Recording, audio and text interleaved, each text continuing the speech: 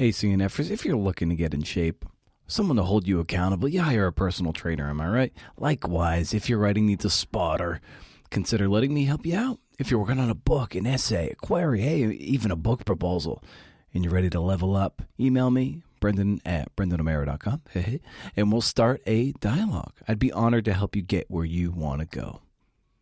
And start getting ready. I'm finishing up reading the hero essays for issue 3 of the audio magazine.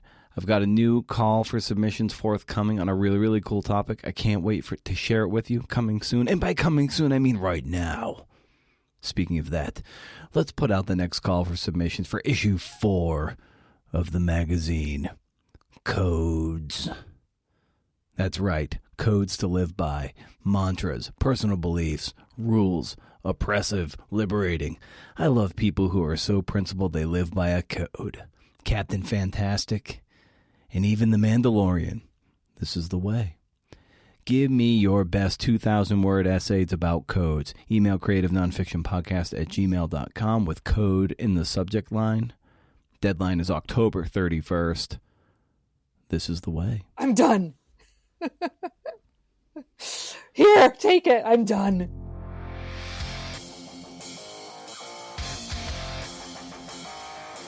And this is the Creative Nonfiction Podcast, a show where I speak to badass people about the art and craft of telling true stories. This is a non-award nominated podcast. Maybe I should consider doing that. Is that a thing you can do? I don't know. I'm Brendan O'Mara. How's it going?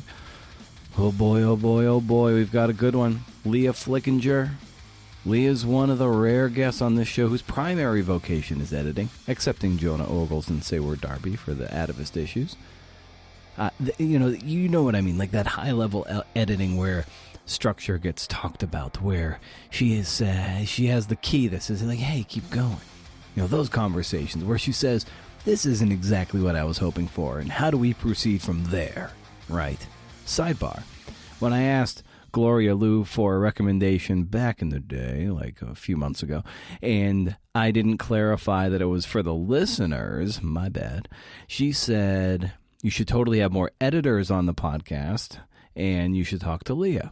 And when I was talking to Kim Cross many moons ago, she had brought up Leah when dealing with her palindromic bicycling magazine feature. I don't want to presume, but Leah should, or maybe she could be the house leader of Ravenclaw. She strikes me as a Ravenclaw. Frankly, I'd have any editor that I want to work with take a Harry Potter quiz, because Ravenclaws, I think, make for good editors. Writers are definitely more in the camp of Gryffindor or Slytherin. I'm a Slytherin. Hey-oh. So what does that make Hufflepuffs? I don't know. SEO managers? I don't know. In this episode, we talk about voice and style, both as writer and editor, and we dig into Mitchell S. Jackson's Pulitzer Prize piece, 12 Minutes in a Life, about Ahmaud Arbery's murder, and how Mitchell and Leah ushered that to the Pulitzer. We also talk about the aforementioned Kim Cross's structural pyrotechnics for her Leon and Noel piece for bicycling, and how to have meaningful conversations between writer and editor. This is a good one. Also, this is pretty funny. At the end, mainly because I didn't feel like I had my fastball going in this interview, I asked her, Leah, if there was anything I didn't ask that she wanted to talk about. And she was like, you didn't ask me for my recommendation. And I was like, shit. I forgot to prime the pump, so I didn't ask. And she came ready with one. So that's at the end. Promo code. Nah, there's no promo code. It doesn't matter. It's a little joke. You'll get it. I want to remind you to keep the conversation going on Twitter at CNFPod or at Creative Nonfiction Podcast on Instagram. You can support the podcast by becoming a paid member at patreon.com/CNFPod. Yeah, I'm one of those. I have a Patreon. As I say, the show is free, but it sure as hell ain't cheap. Members get transcripts and chances to ask questions of future guests, special podcasts. It's as I am wont to say, a toe tap and good time. But free ways to support the show. You can leave a kind review or rating on Apple Podcasts or Spotify. Rating on Spotify. Written review on Apple. Written reviews for our little podcast that could go a long way towards validating it for the wayward CNF. Like, here's a new one from Joel5493. Great podcast, great guests, great host. One of my favorite podcasts out there. Even though the theme is creative nonfiction for each episode touches on different topics, giving the podcast a ton of range. Brenda does a great job of finding interesting guests and then getting the most out of them. If you're a writer, you can enjoy it from that perspective. But even if you aren't, there are lots of other different perspectives you can enjoy it from. Truly something for everybody. Great stuff. Great stuff. I love it. And if you leave a review, I'll surely share it with all of you CNFers here on the pod. Also, consider visiting BrendanOmero.com for show notes and my up to 11 monthly newsletter, book recommendations, book raffles, all sorts of goodies that I think will benefit you in your journey wherever you are in your creative journey. Once a month. It is once a month, but I do like to say first of the month, no spam. As far as I can tell, you can't beat it. All right, enough is enough. I've teased out Leah pretty well here, and I think we should just get right into it, right? Here's Leah Flickinger.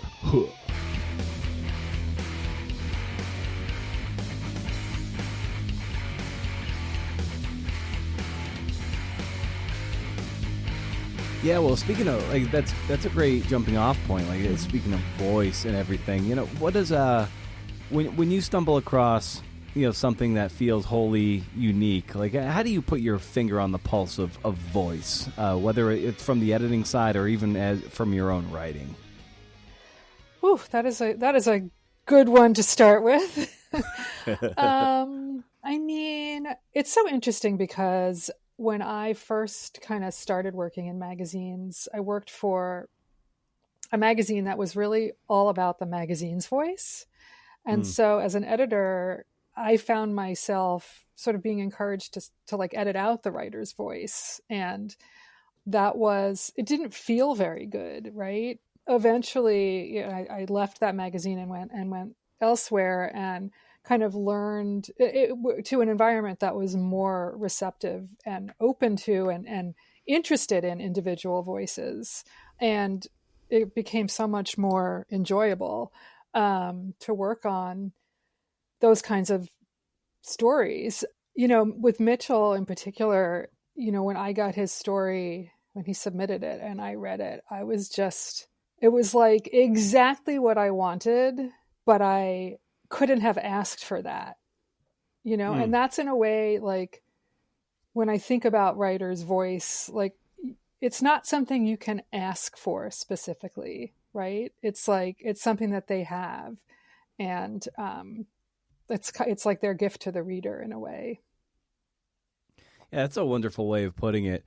And it is such a hard thing to pin down and to cultivate, because it can be cultivated right. through imitation and then repetition, yes. and through that it starts to bubble up, and then there is something that is identifiably you. So right. You know, for you, like, how have you cultivated your own voice and gotten as comfortable as you can in your own shoes?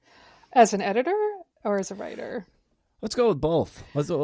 Maybe take it from the writer point of view, and then how you locked into your own degree of editing voice. Yeah, it's so interesting. I don't really think of like editing as from like a voice perspective. Yeah.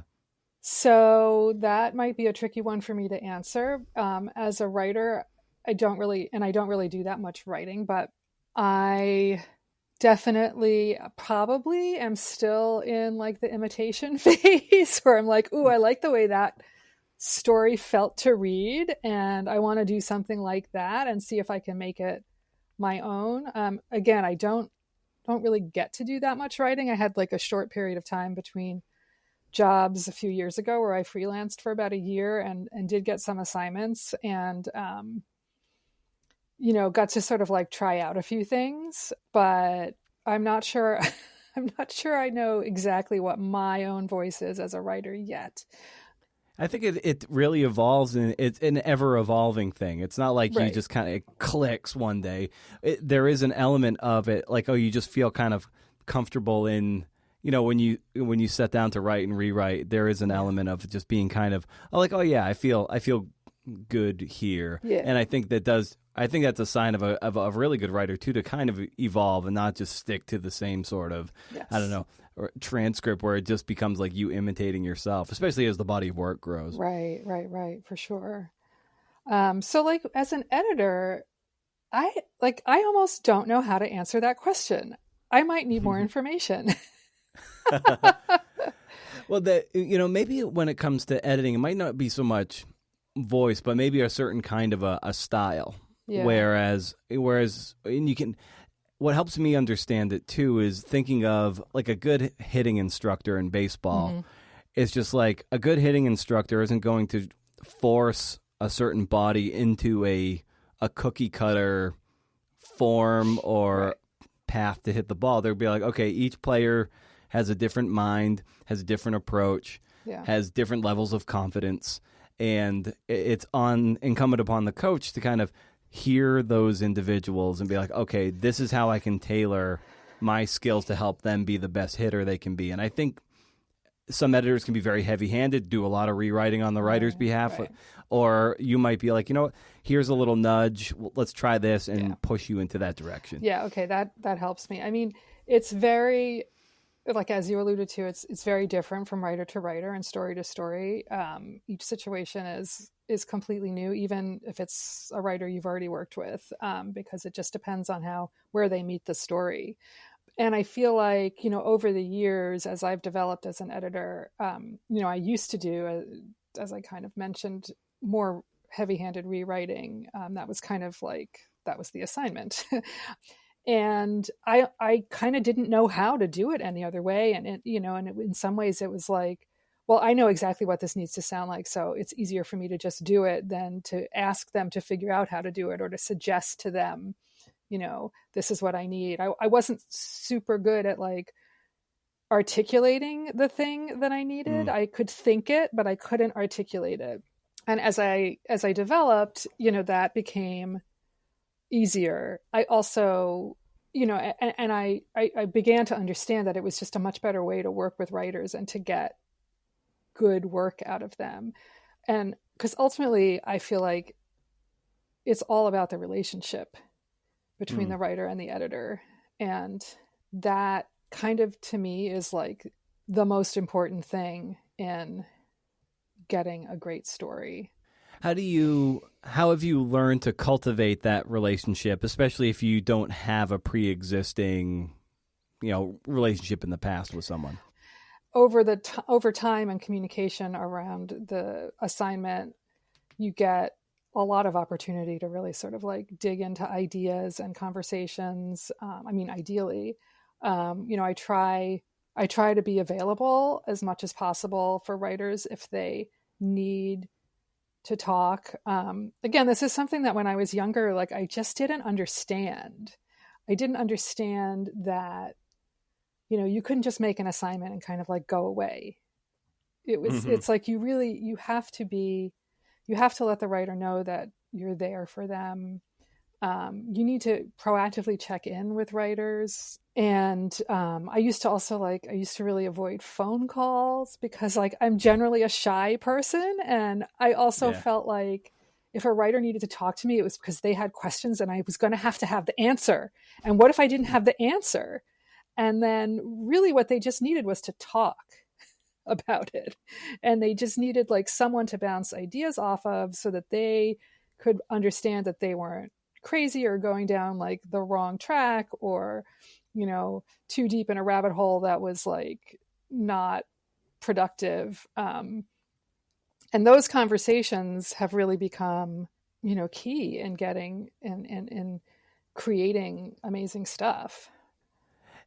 When I was talking with Jonah Ogles a few weeks ago, because I do this thing with the Atavist where I interview the lead editor of their piece every month and then the writer, I just got to talking to him about how he approaches that editor-writer dynamic and how he locks into the writer's personality, whereas he's not imposing sort of his own playbook on them, like he feels them out and then it's on their home turf, as it were. And I was wondering, like, how long it takes you, or how long did it take you to learn, and then maybe how long it takes you on individual basis to feel out the person you're working with to then get the best out of that person and that piece. Yeah. I mean, again, it really depends. It depends on the person and the story, the circumstances. Like, I mean, and also, you know, like there's just that human thing, right? Like when you click immediately with someone, obviously the amount of time,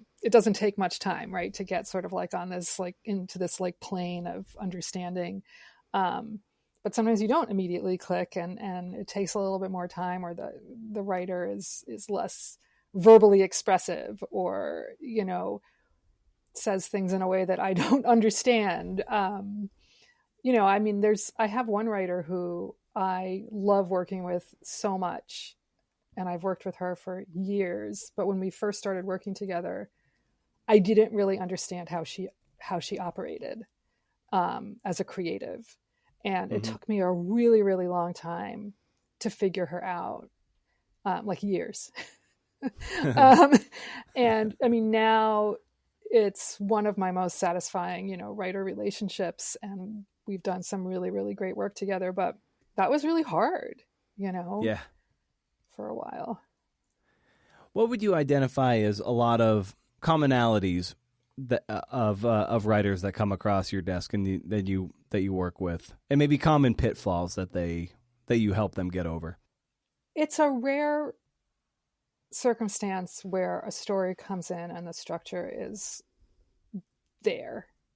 I find that usually the structure is, if it's not, sometimes a writer will get kind of directed by their interviews and less so with the actual story, so that that their first draft will be like kind of in the order that the interview happened, or in the order that they did their interviews, because that's just where they were when they started writing, instead of like stepping back and sort of synthesizing it all and seeing where the story is in the interviews.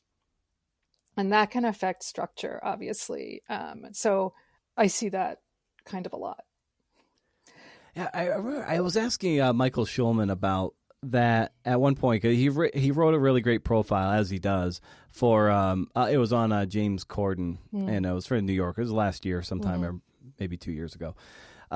But there was a moment at the very end of the piece where it was like a really, really solid ending and a great quote to end it on. And I think I asked him like when in his interviewing that quote came up, and I think it actually did happen to come late in his conversations with James, but I was hoping that it was like one of the first things James said, and then it, like, he put a pin in and be like, oh, that's a good ending, and I'm gonna, like, you know, everything else is going to transpire the way it transpires, but he's like, oh, okay, that has the tune of an ending, and I'm just going to put a pin in that. And even though it happened so early in our conversations, that it's like when you, like, it's like you're getting at, it's like that part is like, okay, let's ration that. Let's save it for the end where it just feels more fitting. Yeah. I mean, and that's a real skill that comes with, you know, to be able to do that and recognize that in an interview situation. You know, it's tricky because, you know, sometimes, depending on the story, you have to really turn it around quickly, right? And it's like, you just have to deal with all the stuff that you have, and you have to get it into a story. But the other thing I see, you know, you reminded me of this with that anecdote, is like endings that just aren't well thought out, right? It's like, especially with that first draft, they're like, I'm done. Yeah. Here, take it. I'm done. And I too have been in that situation as a writer where I'm just like, this is all I have. I can't think about it anymore. But I find that, like, the time in between, you know, them turning it in and me kind of giving it the read and sending back notes gives them time to kind of like really think a little bit more, like to be away from it and then be able to come back and kind of see that it needs more development. Now, for you as an editor, at what point did you really start to lock into loving editing as a craft? I would say pretty early on in my career. There was early in my career in publishing, I was actually a fact checker when Rodale Press had a big, huge book division, and there was like this department of like 17 fact checkers. And I was in that department, and I really loved fact checking. But there was also this department of like 25 writers, and every single fact checker wanted to be a writer. Like that was the ultimate goal. And I was like, I don't really want to be a writer. I want to be the editor.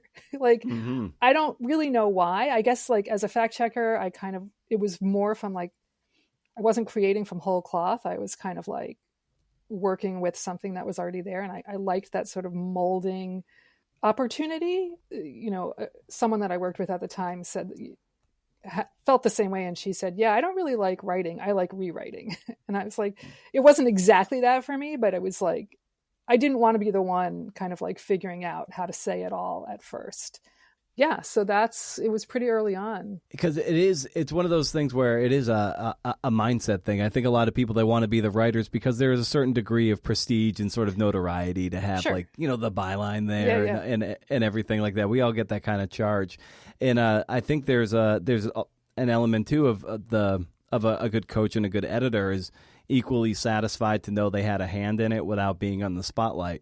So was that something that you just, kind of easily walked into, the fact that you could, know that you had a hand in something, but you weren't necessarily getting the top billing of the author. So that is tricky for me. And this is going to start feeling like psychotherapy, but like, when I first started working at magazines as I was an editor, and I had that thrill every single time the issue would come out and my name was on the masthead, and I knew that I had edited, X number of stories, pages, whatever in the magazine. And that lasted for years.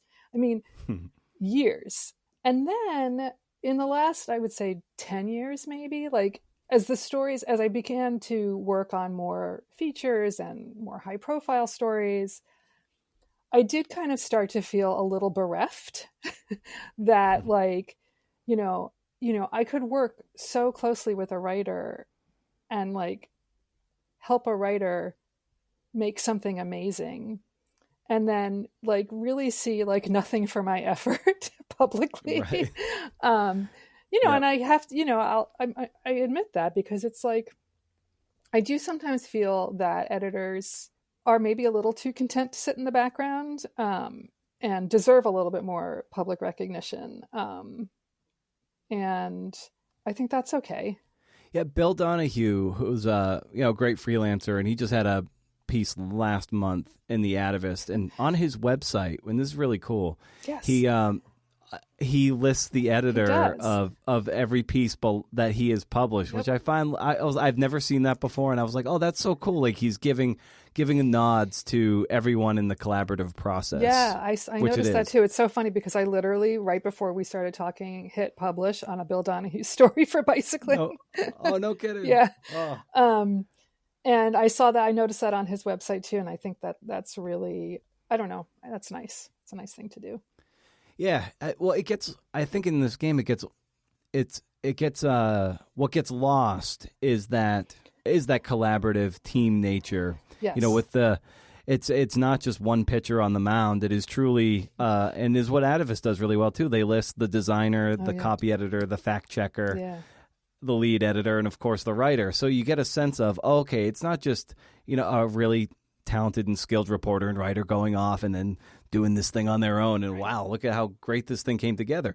Sure, they take a lot of the heavy lifting, but it is all of these elements together that brings this thing to light. And it's like it's good to see the whole team get some of that limelight, because it is it is a team sport. It is, and actually that's one of the things I really like about the work is the collaboration.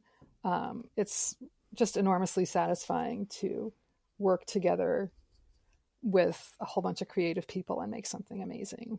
When you're getting bombarded with pitches and stuff of that nature, what stands out to you of like, okay, this one has enough to run with. This one is like, I don't know, this one's kind of there. What's kind of the calculus going on in your head?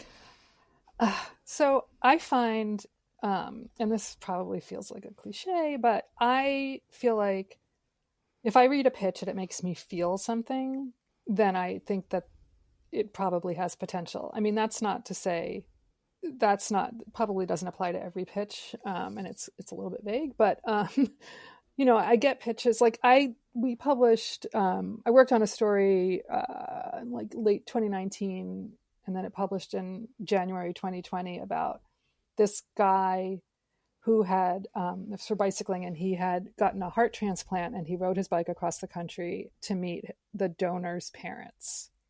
And the pitch itself was like, this was like, the mood of it was like, there's this guy who got this heart transplant and he's going to ride across the country to meet the heart donor's parents. And he says that he likes pizza now. And the guy, he never liked pizza before, but the guy whose heart he has loved pizza. And like, that was the gist of the pitch. But I was like, okay, holy shit, this guy has a heart transplant. He's going to ride across the country to meet the donor's parents. That's so emotional. Yeah. And like so the pitch itself was like not that objectively great, but I felt like there was a great potential in that story, and it was a great story ultimately. And, but then I also get like really, really beautiful, well thought out pitches that, you see that there's a beginning, a middle, and an end, and the writer knows exactly like where they're going with this. And that's always nice, but that's pretty rare too. So when I was talking with Gloria Liu, who, you work with quite frequently, we got to talking about pitching and this idea of, idea versus story. Right. And that's kind of where a lot of pitches fall flat. People have like good ideas, but there's no animating force behind it. Exactly. So with that, like, how do you, how is your barometer measure that when you're reading a pitch? I mean, yeah, sure. That's like classic advice. And it's like, it's a huge pitfall that we see a lot with freelancers who pitch us. And, it just like, if there's a glimmer of something in the idea, then sometimes it's worth talking to the writer and saying like, look, this is a great idea, but there's just like, where is your story? And, have them come back with a recast pitch that's, more complete and more well thought out, but that's also where your relationships come in, right? That's like a place where you can start building that relationship. And, if you feel like the writer has like a good sense for like an idea, like that your audience is going to respond to, even if it's not like a story yet, it's worth talking about. Yeah, that's I remember I had pitched, it was when Jonah was still at Outside Magazine, and I had pitched something about Crater Lake National Park here in Oregon where I am. And there's this whole idea, like Crater Lakes, the level of the lake in that caldera, it like doesn't rise or fall. Like the water goes in, but some has to go out, but no one knows where the water goes. And I was just like so like infatuated, like it's almost like a scientific mystery. And so like I pitched the idea, but I didn't know the answer to the mystery. Right. And I didn't have any like strong central figures. Like, so I had like a cool idea, but I didn't have any characters to animate the story, and I certainly didn't know the end of it, which is of course what the editor needs to know too. Like, we need to know the end of the story. The reader doesn't need to know, but you guys need to know. Right. Well, I mean, the other thing is though, just being fair, like sometimes you don't know the story. Sometimes you don't know the story until you've done the reporting, and so you have to have like a sense for the potential in an idea. Have you, like, how long had it taken you to kind of gauge that for yourself in writing, like, oh, okay, I can tell there might be something there versus like, oh no, that's that. I mean, again, for me, it's like so much about the feeling and the emotion. Like, I was at bicycling for 10 years and then I left and I was freelancing and I pitched an idea to the features team there.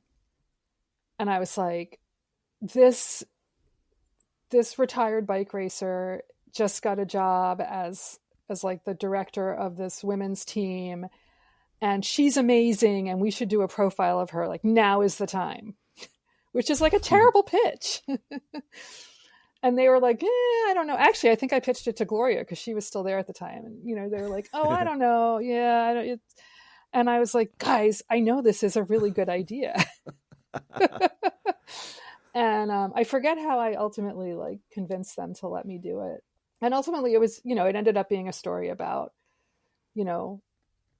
disappointment and legacy and rewriting your story. But I didn't really know that. I couldn't really articulate that. It came through as I was writing it. But yeah, and to that point, I think maybe a lot of people, and I've sure as hell have been guilty of this, probably still am, is I tend to sometimes, and I imagine others do too, is to you pitch before you do enough reporting or pre-reporting to kind of get at least a sense of where the story could be going. Of course, it could change based on the full deep dive. Yeah. Do you find that that's a pitfall of a lot of people? They just didn't do quite enough legwork up front. Yeah, probably. I mean, it's tricky too, and I respect writers' time and resources. Like sometimes it feels like it doesn't make any sense to spend days reporting on a pitch that might not be interesting. So I do get a lot of like quick emails like, hey, like, well, one or two sentences, like, how about this like company that does e-bikes that have, special alarms? I'm like, okay, but that might be interesting. E-bikes are cool. Can you give me more? And so at least then like they know, okay, she might be interested in entertaining this idea, and then it'll be worth taking a little bit more time.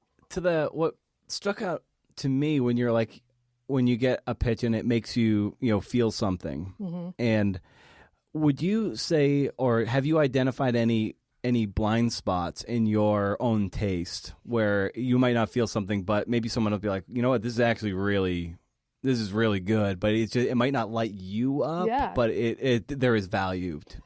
Yeah, definitely. We have a team of features editors at the Hearst Enthusiast Group, which is, where I am now. And it's nice because we have different interests and we respond to different things differently. So sometimes like we always talk about all pitches. We have a weekly meeting where we talk about pitches, and like I might have a pitch that I'm like a little bit lukewarm about, but then somebody else on the team might be like, yeah, this sounds really amazing. And if we have like enough other, signs and indicators that it's like a good choice for us, then it's worth having, somebody else pick up. Yeah. And as an editor, what would you identify something that would be kind of like a superpower you have? I feel like I am really good with structure.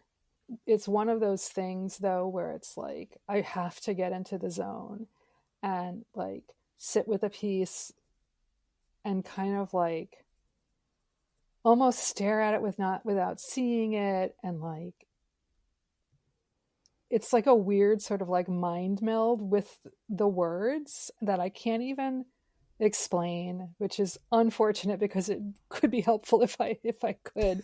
But it's like I have to give a story enough time to like for me to really sort of like be in it and see where all the pieces go. It's something that I really enjoy, but it's also like when it doesn't happen, when I'm struggling with it, it's really, really hard and frustrating. Yeah, we often talk, writers will sometimes, if they're stuck, will, go for a long walk or pivot to something else entirely.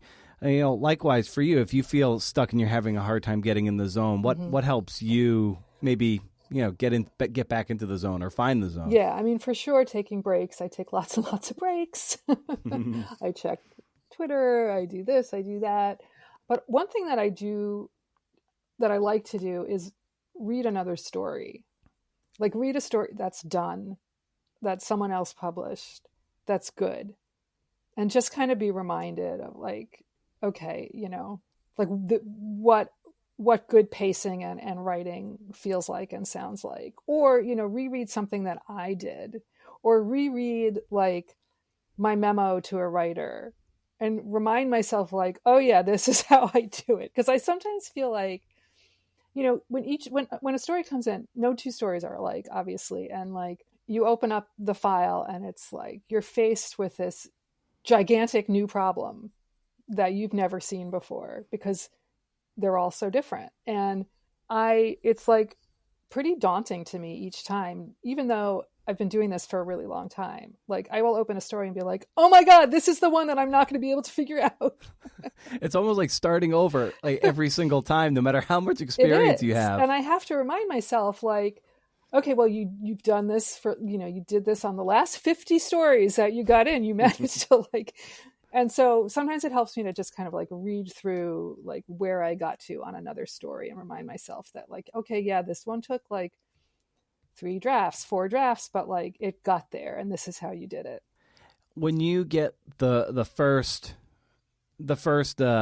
draft, let's say, from someone you're working with, like, what are you looking for on that first read of, a major submission of a first draft? I mean, what I'd love to see is, the beginning, the middle, the end. I would love to see like the tension. I would like to be, sort of transfixed. I would like to, I want to be able to read it through without wanting to take a break or needing to take a break.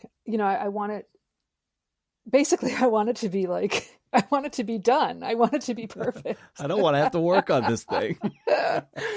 I've gotten to the point, over the years where now I can sort of see pretty quickly if like most of the elements are there, but it doesn't always happen that way. Sometimes it takes me a little while to realize like, oh yeah, this is like actually, the writer did a ton of reporting, but the story is like, there's a million amazing details in the story, but it's just not that interesting because there's no tension and the structure is all wrong. And there's like the writer kind of lost sight of like the thesis or whatever.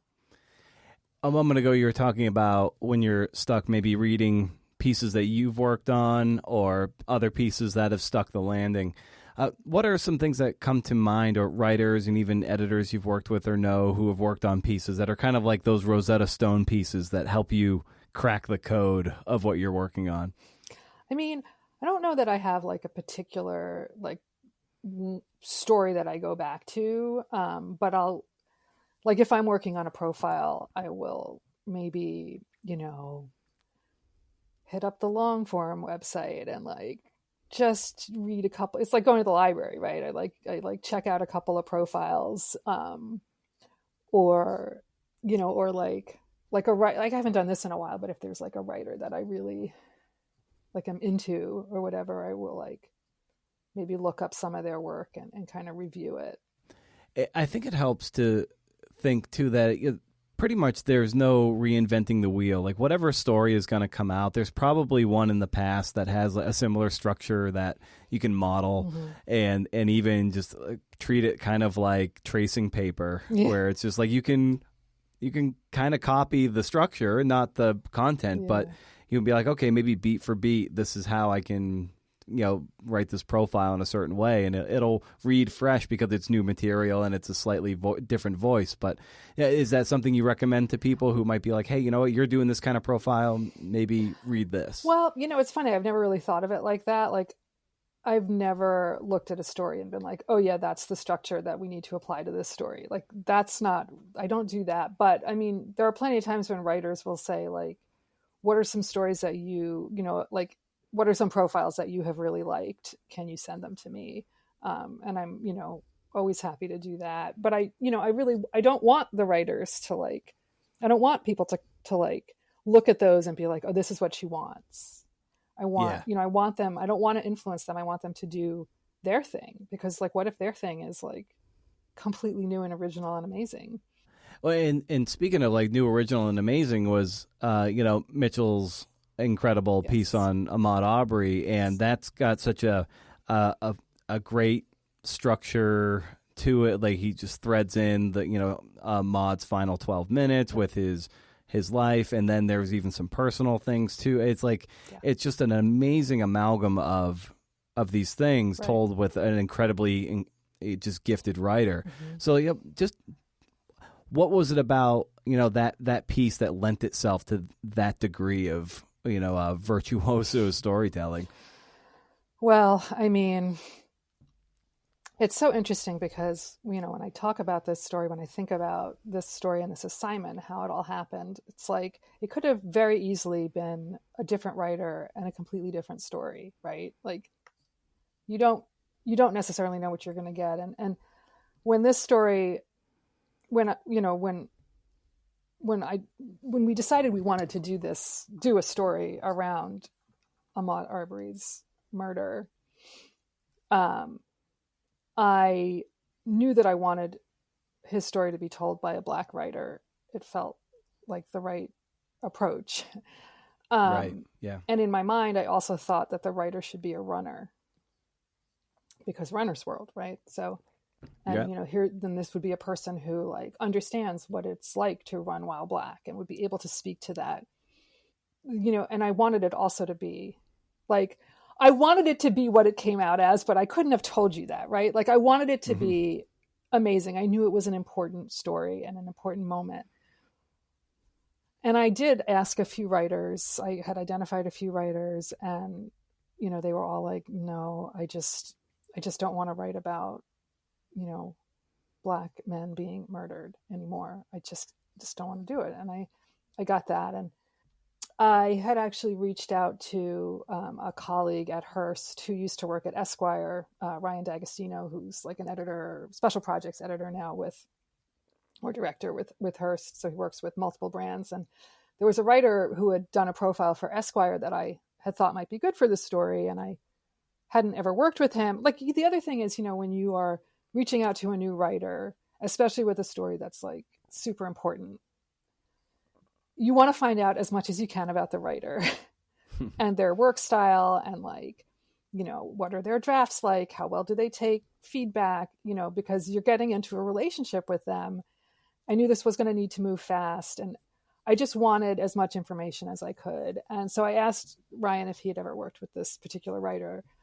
And he's like, actually, no, why do you ask? And I explained to him, my what was happening. And I said, do you have any suggestions? And he said, well, I have two. One was this woman, and then the other one was this writer, this novelist, Mitchell Jackson.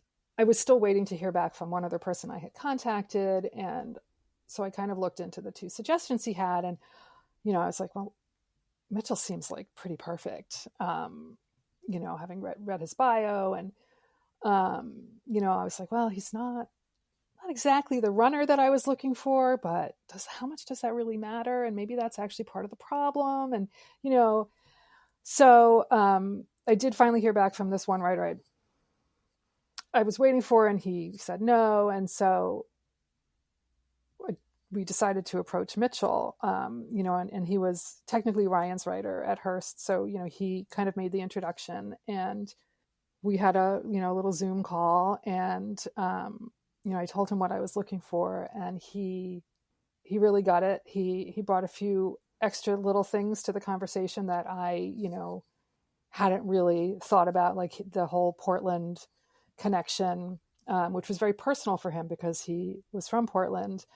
It hadn't occurred to me to look for a writer who was from Portland who would be able to, so in many ways, I feel like finding Mitchell was like finding the perfect person to tell this story, but I didn't even really know that until I found him. Yeah. And like Mitchell's biggest concern at the time was like, well, we're in lockdown. I can't travel. Like, are you sure I'm going to be able to report this story? And I was like, we have no choice. It's like, this is what we have to do. And so we were like, yeah, let's do it. Because you had an idea of what you wanted the story in your head, though, couldn't articulate it right away until, I'm sure, as his drafts were coming in, you're like, oh, that's what it was like. What was that dynamic like? Yeah, I mean, I actually was very clear about what I wanted. What I just didn't know is like what I ultimately wanted was what he delivered. Like, that's hard to explain, but like, what I wanted was I had seen on social media, like stuff bubbling up about how Ahmad wasn't really a runner, quote unquote, because he wasn't wearing the right clothes. And I was like, that is like a huge part of the problem here, right? He's being judged because he doesn't fit into this like, exclusive club that, people have decided people have to dress a certain way. And because of that, he was chased down and killed. And so I knew I wanted that sort of exploration of like who he was as a runner, and like once we knew that, like who he was as a person. And then the other part of it was just how so often in these stories about Black men being killed, we don't hear about what that violence has taken away from their families and their loved ones, and and what potential that has taken away in them. And so that's what I wanted him to really tell, to really share with us who Ahmad was and what we've lost, and what the this legacy of white supremacy and racism has taken. So I was very clear that that's what I wanted. I wanted also, and I wanted that sense of like what it is like to run while Black, and why, why this is an issue. And so it's like, I could have told that to another writer who would have like given me that, but maybe not in this rich way that Mitchell was able to, keeping in mind that he literally did all the reporting on the phone. Mm-hmm. And he did bring that whole Portland kind of origin of running element to the story, which I, hadn't really asked for, because I honestly felt like I was asking for enough, already. But he managed to like bring that in, and it was just like a key piece of a puzzle that was sort of missing. Made it whole. Did you find that his experience as a fiction writer brought a certain degree of writerly heft to this piece? Oh, absolutely. I mean, that those two, the sort of bookend football scenes were just so alive. You could hear the sounds, you could hear the crashing of, the shoulder pads and the helmets, and hear the people cheering in the crowd. And, I could just see the exact way the light was coming down from the field lights, and the dust in the air, like even if he didn't say that, you just knew that was there, right? Because his writing was so vivid. What were some of the conversations that you and Mitchell had as the piece was coming to fruition? So, I mean, when he turned in the first draft, I read it, and, I was blown away. It was very, it was fully formed, right? Like all the elements were clearly there. Like this is one of those stories where it was like, okay, yeah, this, he has everything. But there was, there was some structure stuff that was a little wonky. Like, I mean, that basic structure of, the vignettes from the, his final 12 minutes, that was all there. And that was a really good structure for this story, and that did not change. But there was the whole, the stuff about Portland was much later in the piece. And then there was actually more of the, I call it exposition, but it's like, it was so beautifully written that it doesn't feel like exposition, but it's like all that stuff about, I want you to know about Maud, all those things. There was actually a lot more of that. And the balance was off. Like that's another thing with editing, with pacing, like things, it has to feel balanced. And so the balance was off. And so I had to ask him, I asked him to maybe pare back on some of that, and I was really careful to say, not because the writing isn't beautiful, but just because the balance is not quite there. And there was, the other thing was too, like, because all that stuff about Portland and the origin of running was so late in the piece, it wasn't immediately clear why this was a story for Runner's World. That had to be clear earlier. So those were the kinds of things that we talked about. I sent him back notes to that effect. I was when I read through those notes, I was very impressed with how organized I was with my thoughts. I wanted him to trust me. I didn't want him to not so much resist, but be offended by any of my questions or suggestions. Do you ever run into a situation where you somehow feel insecure or inadequate on the other side of the table? Like, oh my God, can I rise up to the writing? Well, that's a loaded question because we all have our issues, don't we? Oh yes. I mean, the thing is, it's less that I felt insecure. For me, I did not set out to be an editor. I did not set out to go into journalism. I did not set out to go into publishing. I essentially taught myself everything I know and have always felt like I'm always kind of making up for lost time. And so I'm just one step away from revealing to the world that I actually don't know what I'm doing, right? Like imposter syndrome, classic. Yeah. And I don't know if it would have been different if I had actually gone to J school and learned all the things. So yeah, there is, I mean, and like I said earlier, it's every time I get a story, I'm this is the one that I'm not going to be able to figure out. Right. But then I do, and I'm oh yeah, I do know how to do this. So I don't know. Yeah. A lot of people I've had on the show, and some of the people who are the best at what they do are actually the ones who didn't get boxed in through the J school path and the journalism path. They learned by doing. Yeah. And some of that, I'm surprised how many are like that. They're just kind of self-taught and they experience their growing pains, but they were better for it, really. Yeah. I mean, it made for some really difficult years. When I had my first magazine job and I was being top edited, I was very defensive and I would get upset very quickly because I was upset with myself for not being perfect. But yeah, it was definitely a process.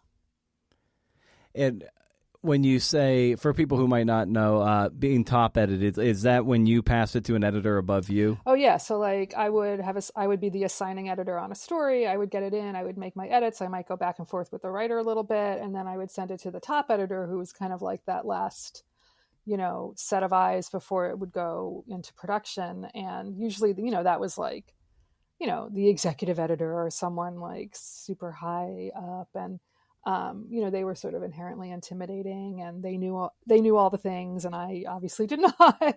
And, it was, so that's how that works, we do it a little different. We've done it a little differently in our team, my features team now, where I tried initially to make it a little bit more egalitarian, where we, it was we could all top edit each other. It was really more about having that second set of eyes. It didn't necessarily have to be a person who was higher on the masthead or whatever. For when you're offering feedback to writers, and I could preface this too by saying a lot of people will sometimes their hackles will kind of go up and get a little defensive. So how have you navigated the feedback part of your job to have a fruitful dialogue in service of the piece? Yeah, I mean, so again, it comes back to the relationship. And, I try to be really sensitive. I used to, earlier in my career, get very frustrated when a writer would not take my suggestion or would not listen to what I had to say. Or now if, when that happens, I want to talk about it with them and we talk it through. And, I feel I never want to force a change or, ultimately if the writer really feels strongly about something, that's fine. you know? It's like, there have been times, I don't know, it's just like, but again, it's like the relationship. It's just like how you deliver the feedback, being, instead of like saying, this doesn't work, do this, you can, there's a way to deliver it in a way that's like just more sensitive. Like, this isn't feeling quite right. Would you consider trying something like this? Or, I think we could use a little bit more emotion here, or yeah, it's just like sort of like a gentle wording. What did you do when you heard that Mitchell had won the Pulitzer for that piece? Well, can I like take a few minutes just to talk about that whole Pulitzer thing? Sure, please. So I did not know that you could submit for Pulitzers. Like, I thought that they were just handed down from on high, right? I just plucked. Yeah, like the MacArthur, and we had submitted for National Magazine Awards, obviously, but like it never would have occurred to me to submit for Pulitzer, because one, like I've never worked for an organization that like where Pulitzer was even on the radar, and I just thought that was for like the New York Times. Right. So Mitchell called me one day and he's like, hey, a friend of mine asked me if we were going to submit this for a Pulitzer. And I was like, let me check into that. And, so I checked to see like if it was going to be okay for us to like submit this. And of course I got the okay.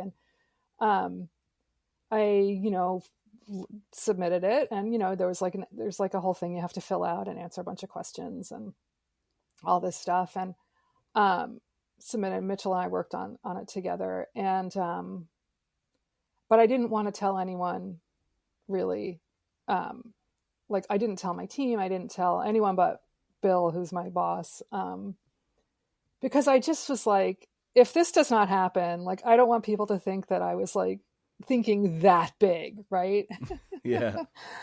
And so, but of course I was like obsessively like counting the days down until the announcement. And so I was watching when it was announced, and we had just won the National Magazine Award the day before, which was like amazing.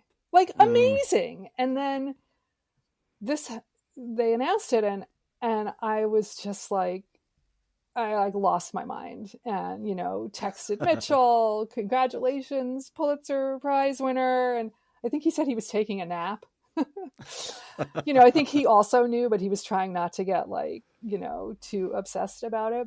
But the beauty of not telling anyone was that like everyone was like, what the hell just happened? So it was cool. Gonna pop in here for a hot minute for you to see that I had to circle back to something with Leah, and I regarded Kim Cross's Leon and Noel story for bicycling, which Leah helped usher into being. The structure is bonkers, so if you're trying something of this nature, tread lightly, or have Leah edit it for you, or be Kim Cross. Two options. One of your strengths at Kim's piece was definitely a structure flex. So, so when that comes across your desk, like, what are you thinking? Well, so I'll preface this by saying that Kim is a really special writer, and she just has such a, lively and agile mind. So that when she says, oh, I really want to try this like crazy thing, I tend to be like, okay, go for it. Mm-hmm. But it just sounded, when she talked about it, it really, and also I should say that I did not assign this story. This was assigned, I believe, by Bill Strickland and Matt Allen. And so I don't know what the conversations were from the outset about the structure, but by the time it came to me, when Matt was on parental leave, she was talking about wanting to try this palindrome structure, which, was because the two characters in the story, their names were palindromes of each other. So one of them was named Leon, the other was named Noel. And they met, they did this, like, they each had done these separate, across the globe type bike rides, and then randomly met in a desert. And it was like, that's what the story is about. And so I could see why she wanted to do the palindrome, but I also was like, yeah, I don't know if it's really necessary. Like, there's a lot of really great stuff in this story already, but it was Kim. So I was like, yeah, try it. If you can do it, great. And so she actually turned in two versions of the story. One was more chronological and the other was this palindromic structure. And the palindrome version was just really more interesting. And so that's kind of how we did it. What made it more interesting than the more chronological one? I think in the end, like, the palindrome helped sort of set up the stakes a little bit better. And the stakes are very, very subtle. And you're sort of reading the story and you're kind of like, what's happening? And then suddenly you realize that this meeting in the desert actually is really important to both of their journeys. And that just didn't come across in the chronological version. You have to understand that she spent, I think she says she spent like 5 years reporting this story. It was really a feat of reporting, looking through, interviewing each of the men and looking through their travel blogs, and, matching events to timestamps on maps and photos. And, and she had they were fascinating characters, and there was a lot to get out on the page. And something about, the sort of reversal palindromic structure helped kind of keep it, kind of added some tension, I think. So. Yeah. When people come to you with stories that might have ambitious structural and intentions, how do you have what I guess, what is the nature of the conversations you have if someone does want to perform some degree of structural gymnastics? Yeah, I mean, the thing is, it's like, isn't that what you kind of want as an editor? You want like the really original thinking, because it's so rare, really, like, especially when it comes to structure. But and people don't come to me that often, honestly, with like I want to do this crazy structural thing. So, yeah, I'm totally into it, but we have to have that conversation of like, let's try it. And if it doesn't work, let's like rethink, so that expectations are, kind of managed. Yeah. And given that you said, that Kim had worked on it for that long, that can be, it's amazing just to think of the repertorial heft that you have to go through to do that over the course of 5 years. But it can also be dispiriting for the freelance journalist who's like, well, how the hell do I make a living doing this? Yeah, for sure. Yeah. And I think, certainly it wasn't like the thing that she worked on constantly for 5 years. Right, and, she had other projects. I think she may have been working on a book, but it was, it was like she had to chip away at it. And her writing, she's just so thoughtful. Every single word is just like very intentional. And so she's never, the more time she has, really, the better. Oh yeah, for sure. Yeah, she's just she's a joy to talk to, and I've had her on the show, and I've also just had lots of phone conversations with her, just talking shop off mics and everything. And so, like, when you're having a dialogue with a high level writer, like you said, with an agile mind like hers, what is that the conversations you're having as you're looking to just tease out what is ultimately going to make the story really leap off the page? I mean, again, it's like, I think I said this earlier, it's so different with every writer, but with Kim, for example, she likes to get on the phone a lot and just sort of talk through things. And a lot of like editing with Kim is her saying, I'm trying this, what do you think of this? And, and then me answering, yeah, that sounds really cool, let's try it. Or, yeah, that's just not really, I don't really get it. Or, and then she'll go back and try again. And we just go back and forth with different, iterations, I guess. With Kim, it's like a lot of mostly confirmation. She's like, am I crazy for wanting to do this? And I'm like, no, it sounds great. Or, well, maybe that might be Yeah. too much.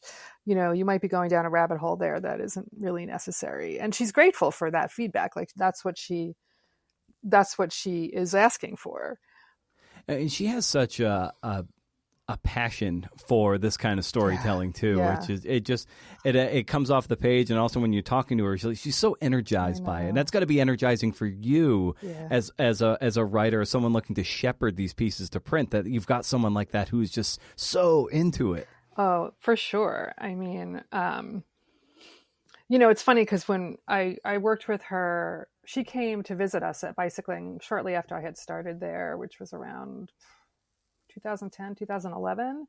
And she was, I think, just coming off of a job at a magazine. I think it was Southern Living, as an editor there. And she wanted to start a freelance writing career. And I did not get how ambitious she was. Like, I did not, I think she probably said, like, I want to do long form narratives. And I was like, yeah, here's like a 200-word piece on something that you can do, And she was like, a really solid, writer for me. She did a regular section of the magazine that I edited. But I also wasn't editing long form at that time. So she did that for a little while, and then she pitched a really great idea to me about like a program in a prison in California where inmates restore bikes to, and then they're donated to like families in need in the community. And she wanted to like profile this one inmate who had benefited from the program, and it was an amazing pitch. Her pitches are incredible. She just like really has a sense of what she wants the story to be and what it can be. So she had this great pitch, and it was about this idea of transformation and how the bikes changed two lives in this case. And she went off to write it. And I'm sure she'll be okay with me telling the story. She went off to write it, and she was asking me a lot of questions via email about like a specific bike that we could feature in the story that was in the like little workshop that this guy, worked in at the prison. And so I was like, yeah, sure. That red bike is fine, and she's like, yeah, it looks kind of like a Schwinn Stingray. And it's like, it's really cool looking. I'm like, yeah, let's do it. That's great. Okay. It'll look good in the pictures. And then she turned in her draft, and it was all about the bike. And it wasn't about the program or the guy. And I was like, oh no, I'm going to have to tell her that this isn't what I was expecting.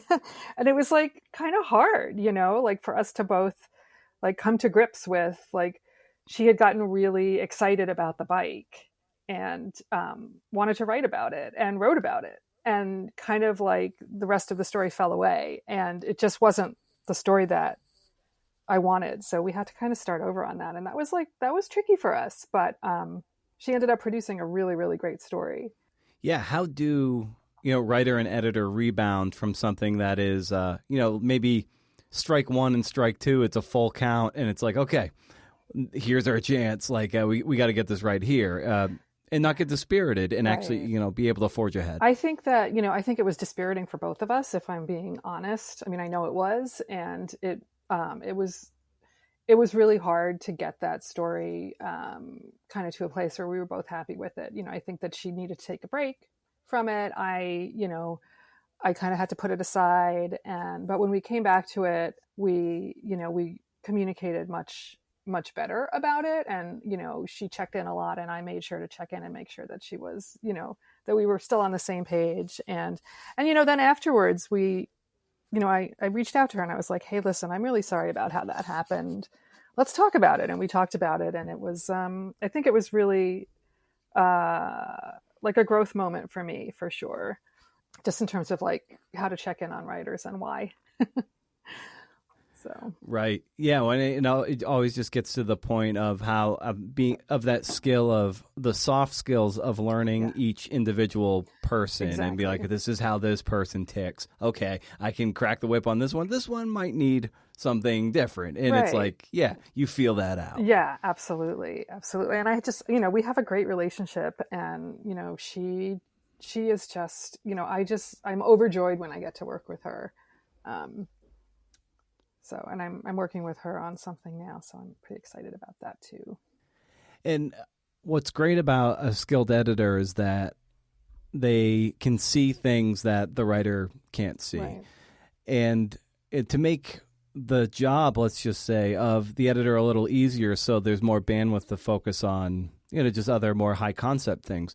What might you suggest or recommend to a writer just to be a better writer editor? So, that we're starting to meet each other on a higher plane. I do try to talk about, like, beforehand, like when making the assignment, things like tension and structure. And I try to like plant those ideas to a writer that I maybe haven't worked with already, or like maybe is newer to these kinds of assignments. So I try to talk that through. I also try to say, like, try to like give them not warning so much, but like a heads up that, like, producing features is a process, and there may be, several rounds of edits, and, I try to emphasize that it's a collaboration, and, so that they're just sort of like ready. They're not taken aback or, like thrown off when, we're like moving on to round 3 and the story's not done yet. Who are some editors and that you really admire and draw inspiration from, that have put those tools in your toolbox and made you better? Well, yeah, I mean, I can really only talk about the editors that I've worked with. Again, editors are so behind the scenes that but so I really learned a lot when I came to bicycling from Women's Health.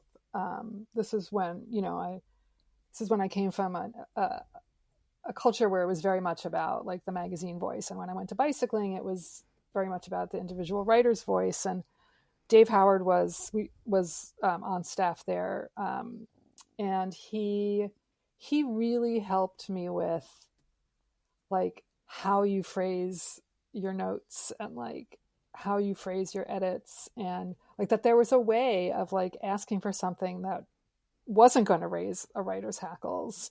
I really credit him with a lot of all that kind of basic stuff. And then Bill Strickland, who was the editor-in-chief at one point when I was there, I was at that point I had been starting to edit more long form stories. And I mean, I did not know what I was doing at all. This was like the phase where I was like figuring it out. And one time he just sat me down and, explained things like, I mean, this is embarrassing to even admit, but like exposition.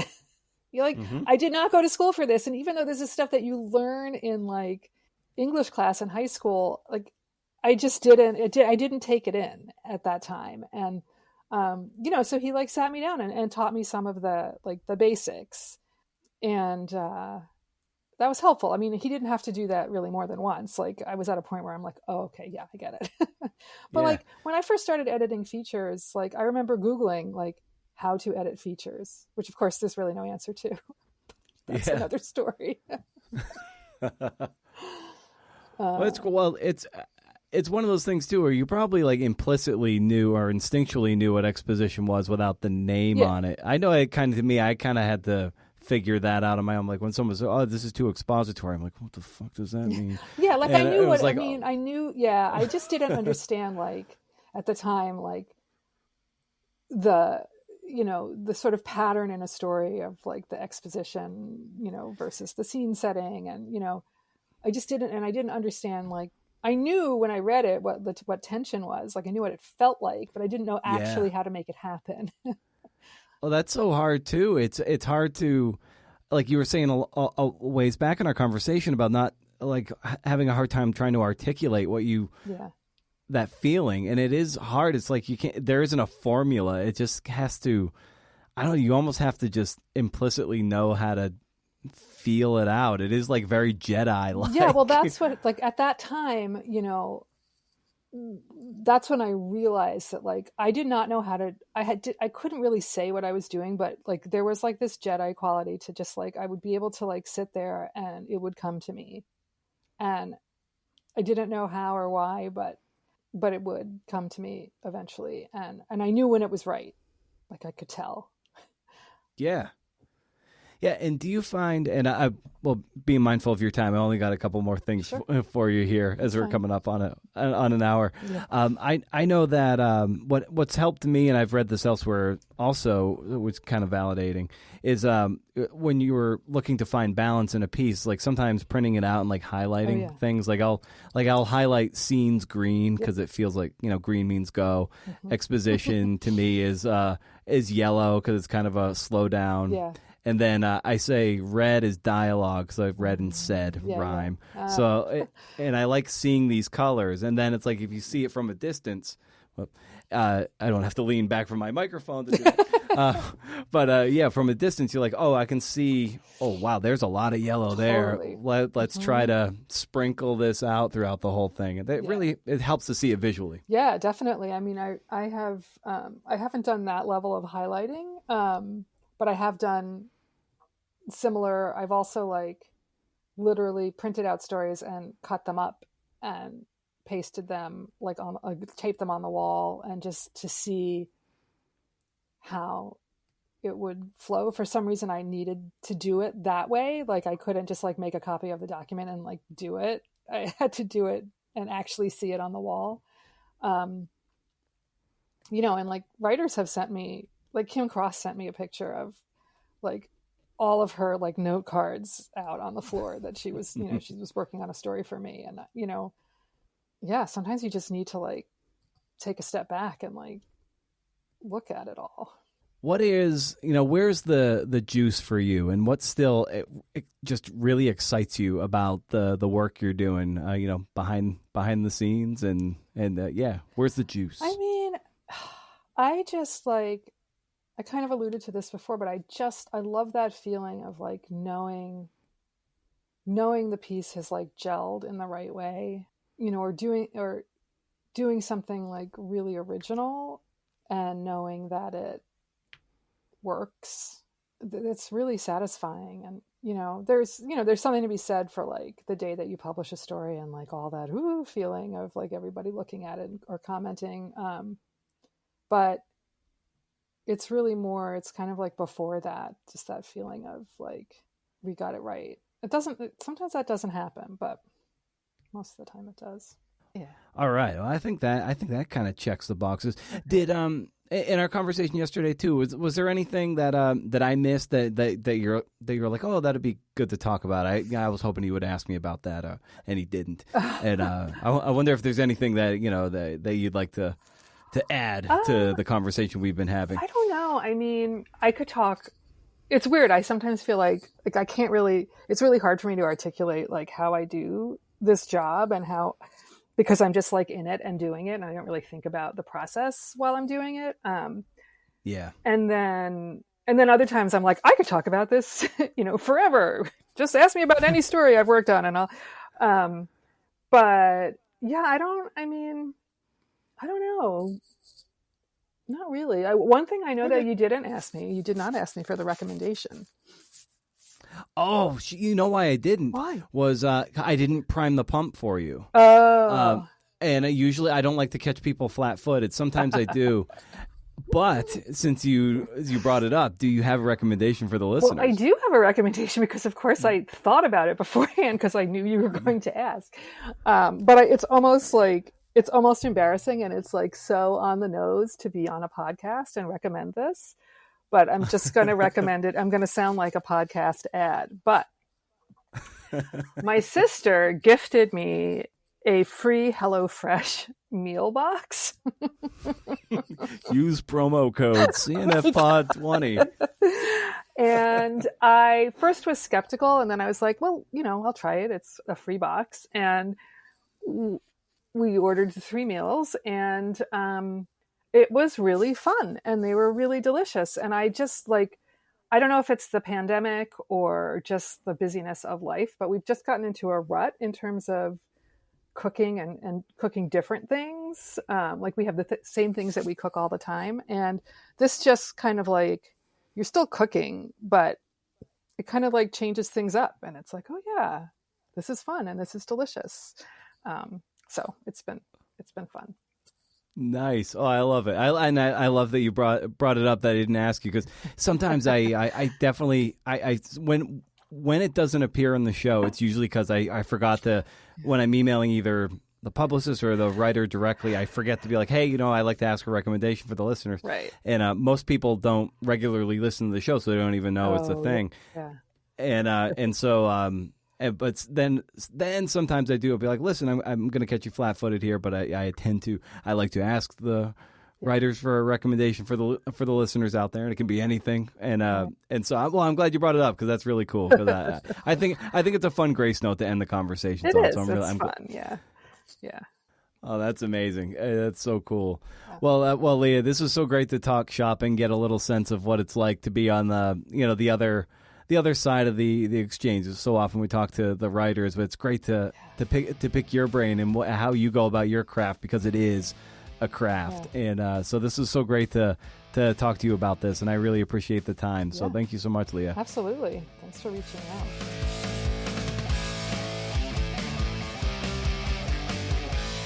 Oh, you made it to the end. I like it when that happens. That was a journey, CNFers. What a journey. Good one.